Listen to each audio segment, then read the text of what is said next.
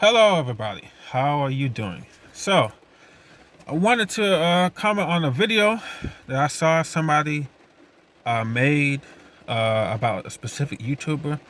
For the purposes of this video, I will not call out the person's name nor who they were talking about. I want to really address a statement that I hear a lot of people say. A lot of people use this statement when they try to claim that somebody is entitled or maybe they're jealous, things like that. Okay, so the phrase is, nobody owes you anything. Now, if I take that statement literally as it's being said, then I guess I'm nobody. Because the first person you do owe is yourself. Okay, I always tell people, it's a phrase I use all the time. Everything starts with you. I repeat, everything starts with you.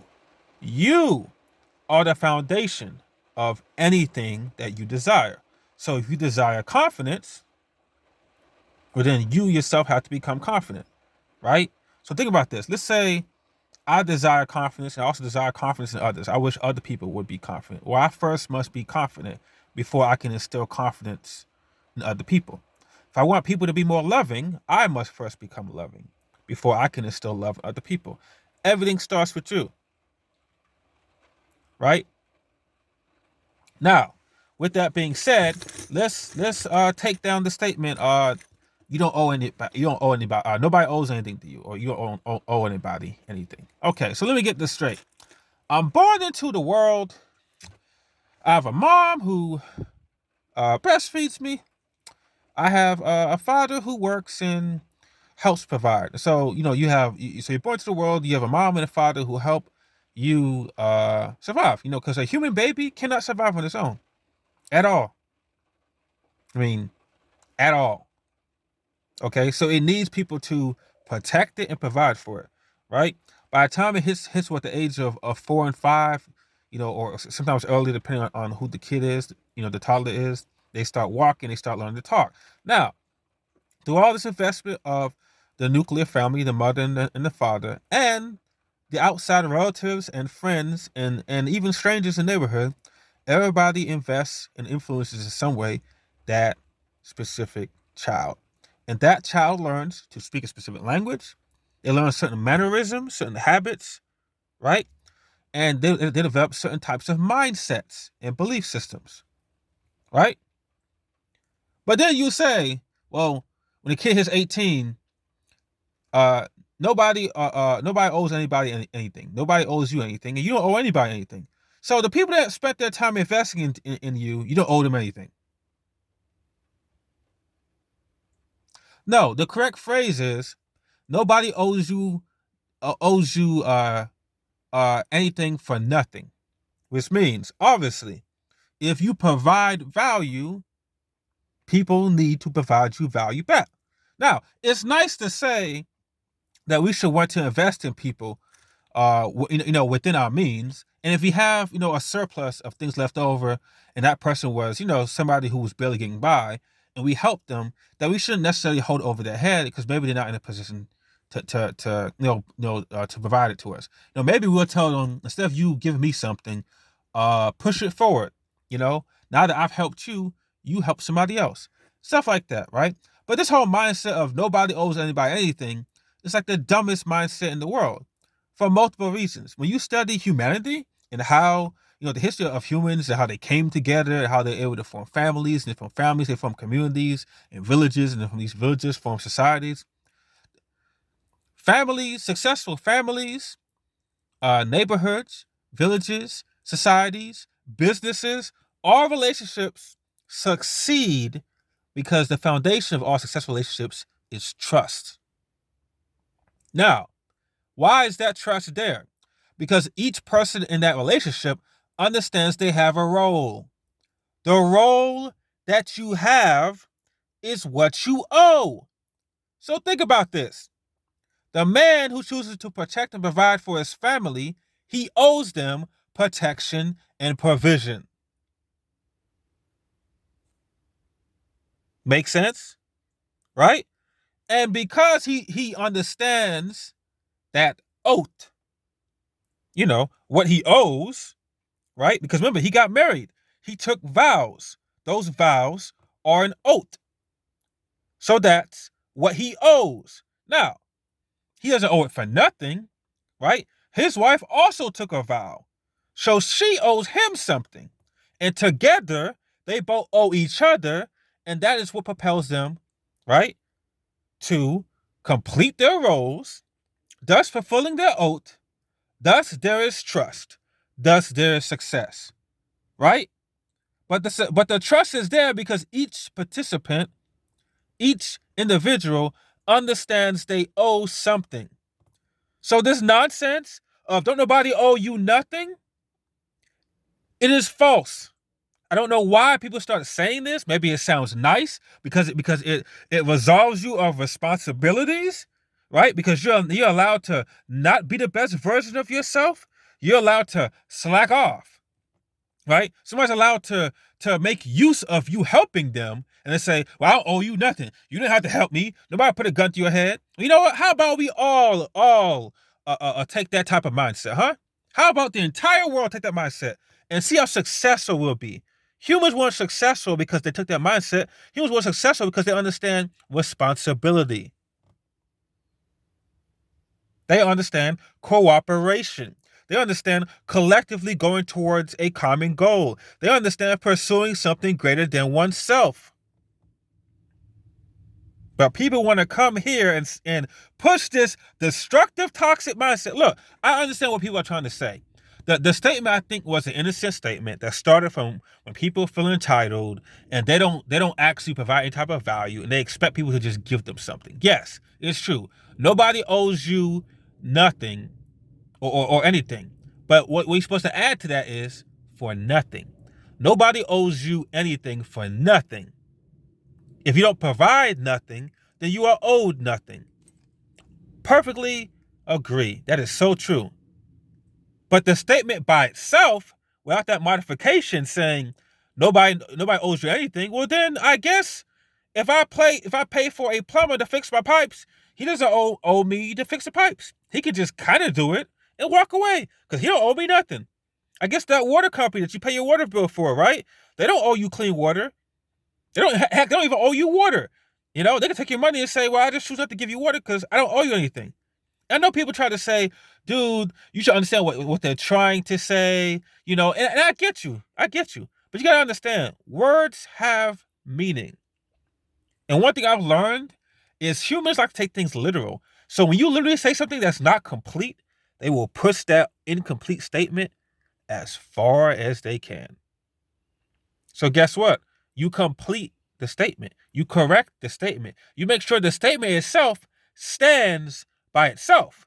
So when you say nobody owes you anything for nothing, you've completed the statement. Yes, that's true. If I don't provide value, you don't owe me jack. You don't owe me jack. Right? But even that, you could argue, if you really want to be anal about it, which, I have a tendency to really be, some people might say petty, I guess, right?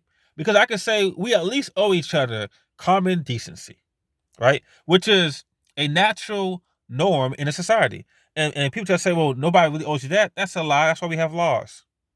Not only do we have laws, we have things called social norms. Things that are just considered expected, polite behavior, like telling somebody, excuse me, if you encroach on their personal space when you're trying to pass by. Let's say you're in an enclosed area and you're trying to squeeze through people. You say, excuse me, because you're encroaching on their personal space. That's considered common decency, civility, right? This is stuff that you're supposed to be taught when you're young, right? Now, we do this because as human beings, we have to interact with each other and we have to be able to get along with each other. When you start entering this angry place, and look, I've been there. Tons of people have been there. Where when you're angry at people who you feel have done you wrong, you can become angry at the world. You can become very inclusive, or let me say that, not inclusive, reclusive. You become very reclusive, very to yourself, right? Where you go inside your shell like a turtle, and you see everybody as an enemy, and you start coming up with these type of mindsets that I don't care about other people. I'm just gonna get my own, blah blah blah. right? And in small groups, that mindset's not really destructive. But if everybody adopted that mindset, things wouldn't get done. You know, it is true. Nature at its core is survival of the fittest. But even when humans were in nature, they still came together and cooperated. Think about that. Humans defied nature by not subscribing for a long-term period of time of survival of the fittest. Eventually, they said, you know what? We're going to cooperate.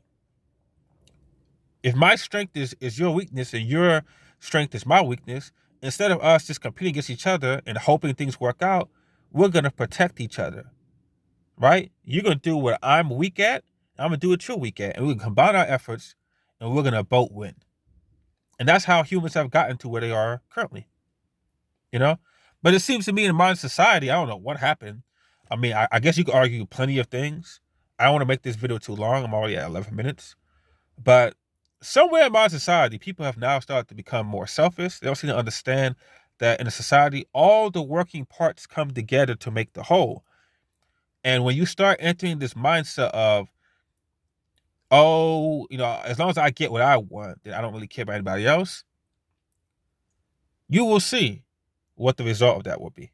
Because I always tell people, somebody else's problems will eventually become your problem. You don't live in a world on an island by yourself.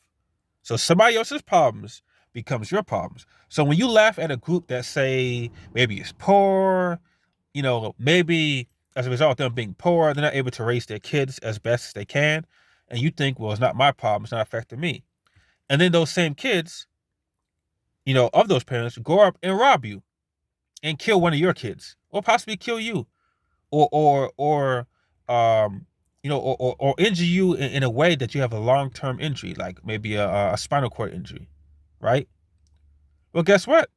Because you ignore that problem over there, that problem has become your problem. You see what I mean? It's like we're all connected, man. It doesn't really make sense to me, you know. And I could go on and on and on about this, but I won't. I'm gonna end it right there. People need to understand that humans are a cooperative species. We've gotten here because of collective efforts. The last thing I'll say is if you really study science and understand things about how, you know, how different cultures have influenced house building, the science of house building, you know, isn't a singular pursuit. So many different discoveries and cultures and information have been communicated across you know, different country lines, border lines. And so many different types of information has been accumulated over centuries, right? That have led us to where we are today in terms of house building um or different types of technologies. And nowadays we have scientists able to come together and do these world forums, scientific forums where they share share their studies and share their information. So the progression of humanity, you know, just like success, it's a team sport. You know, I tell people all the time, if you want to be successful, help people. Go around and provide value to other people, right? And while you provide value to these other people, connect with them, right? Right? And make a bunch of connections to a bunch of people. And the more people you have who are supportive of you, the higher chance you have of success. Because you don't make money by yourself. You make your money through people. And a business relationship is a relationship. You know, so I'm gonna end it right there. I don't want to go any deeper than where I'm going, but people don't seem to understand. It's a team sport, man. It's a team sport. Like we're all in this together, and when we start trying to separate ourselves and do this dividing and be victims of the divide and conquer tactics of people in power, we weaken ourselves. We're weaker by ourselves, but we're stronger together. All right. So that's the end of my video. You know, pursue your dreams, believe in yourself, focus on self-development. You know, it's not all about big spikes. You know, having a small amount of advancement each day, it adds up. It adds up over time. So believe in yourself, chase your dreams. I will see you on the next video. Have a blessed day.